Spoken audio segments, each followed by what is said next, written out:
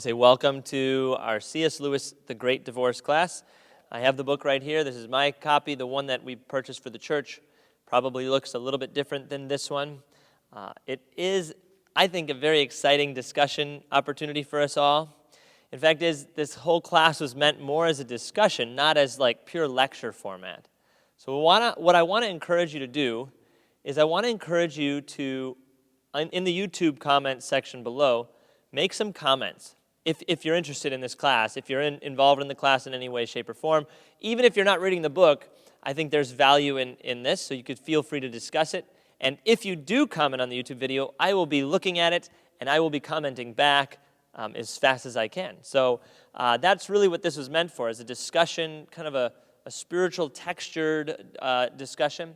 And so I just hope that we can maybe carry that on in a more significant way, because these are not long-winded lectures on Lewis's much more smaller work.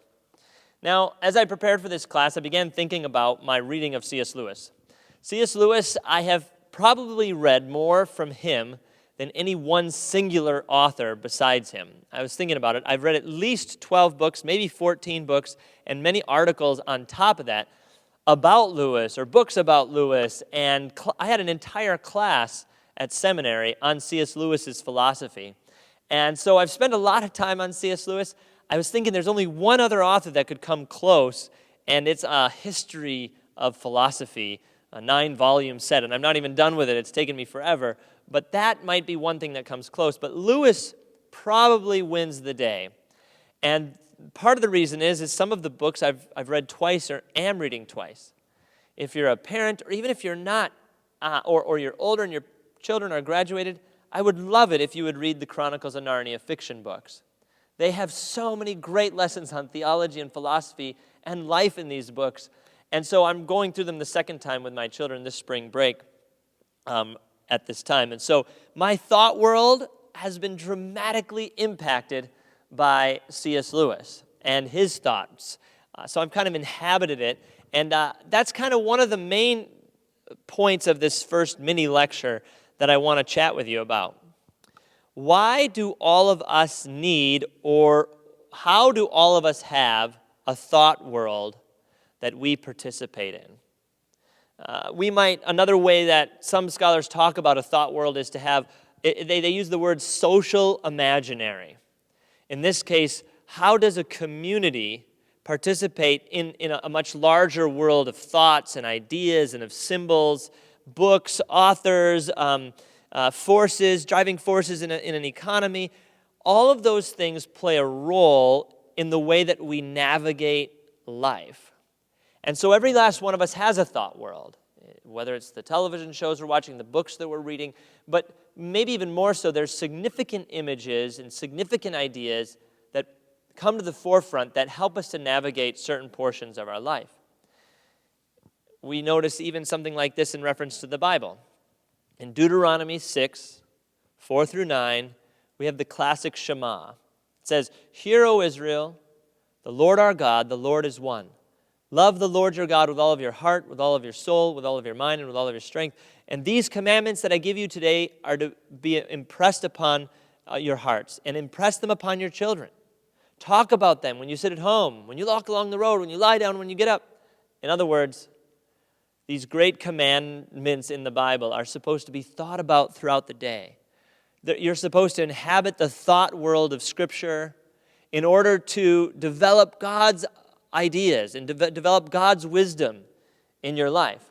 And so Scripture itself gives encouragement to develop your thought world and develop your conversational world according to His principles and things of that nature.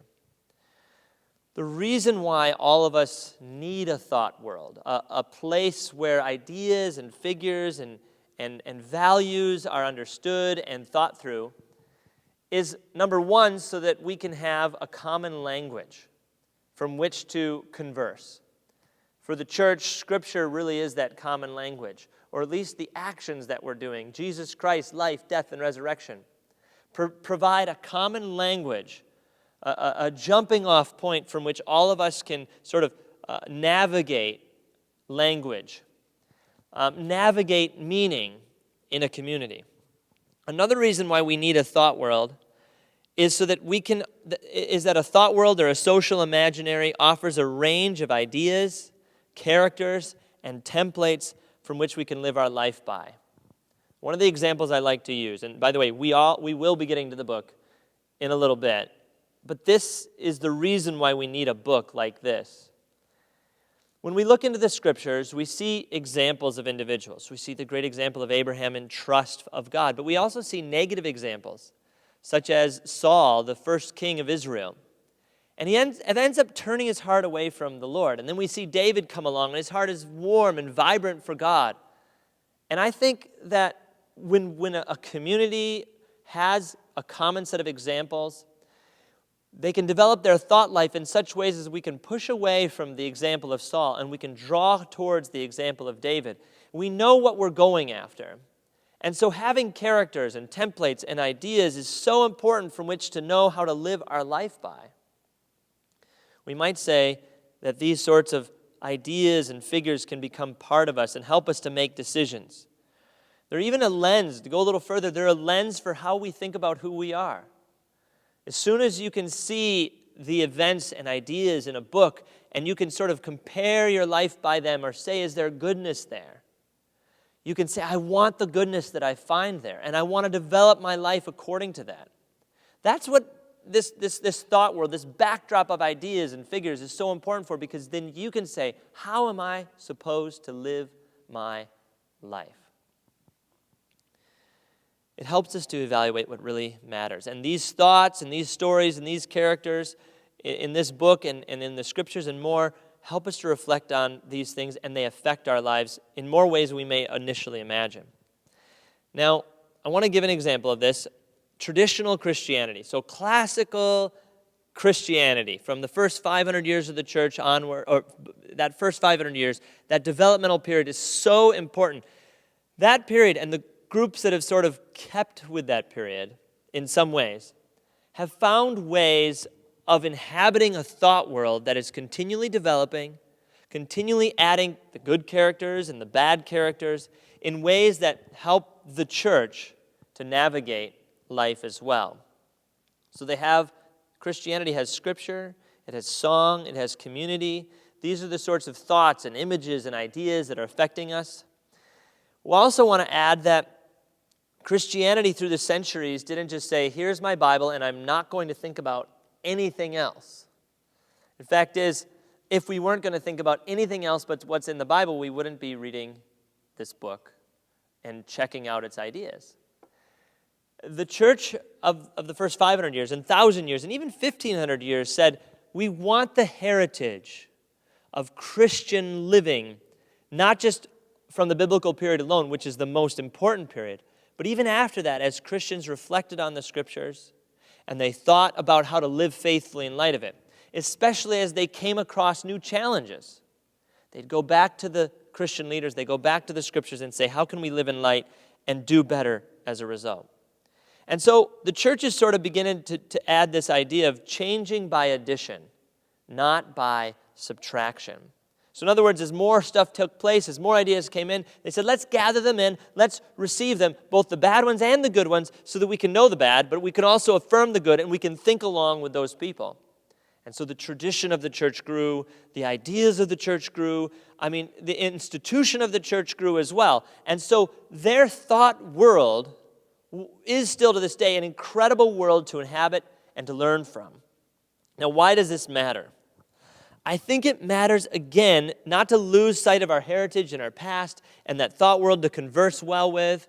And the reason is because as Christians and the church has new troubles, new problems, new difficulties, it can draw from that heritage and look to those examples of the past. How have we navigated those things then? How can we navigate them better even now?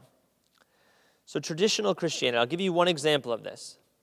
Traditional Christianity navigated the science issues fairly well. Yeah, there's a few odd ducks and a few difficulties that arose, but by and large, the wider Christian church realized that there is more to learn, more to develop our understanding with. And so as science became a very legitimate discipline, and Christians even helped lead that discipline, by the way, the conversation between faith and science was a very vibrant one. But there are other groups of Christians, much later on in the 1900s, that still to this day don't even know how to navigate issues of faith and science and to know how they can coalesce and come together and not be at odds. Because they wanted to cut off anything that didn't sound like their own views or their interpretations of certain scripture passages. The traditional church, having a larger heritage to derive from, has been able to welcome new insights about the universe and about the world. And so this is why we want that larger thought world to inhabit. We don't want a narrow thought world that doesn't know how to gather up new data. Now, this is again why a well thought out world is going to matter. We're going to walk on into C.S. Lewis's book. He has characters in there. He's got this place, the mountains. He's got the gray zone, all kinds of interesting things like this. I want you to inhabit that thought world. Not, of course, that every last element in there is supposed to be factually true. C.S. Lewis says this right away. But that there is a moral in this story. And that if you can inhabit the thought world of Lewis for a little while, your Christian life, I believe, is going to be richer because of it. You're going to know characters that you're supposed to push away from. You're going to know examples that you're supposed to draw closer to. It's going to challenge your personal life in a significant way. So it's my goal that as Christians develop their thought world, or as collectively we develop a social imagination for how we're supposed to navigate life, discern the will of God, do the good and avoid the evil, I want us to draw close to the positive examples here, to see where we look like, say, the negative examples. And so I'm going to leave you with 3 questions in this first video. Number 1, how do the characters in this book that you're reading represent you? How do the characters in this book represent you? Number 2, why is it so difficult to change? When you're going to listen to these characters' excuses, self-justifications, if you can see a portion of yourself in some of them, you'll realize that even for your own life, certain portions of you have been difficult to change. Others maybe not so. And then number 3, what kind of self-justifications or rationalizations do we use to avoid confronting the ugly portions of our inner being? Lewis, I think, wants to bring these ideas forth, not so that you can just enjoy a story, but that you can actually find transformation through the story as well. Look forward to the next video with you as we get into the prologue and chapter 1.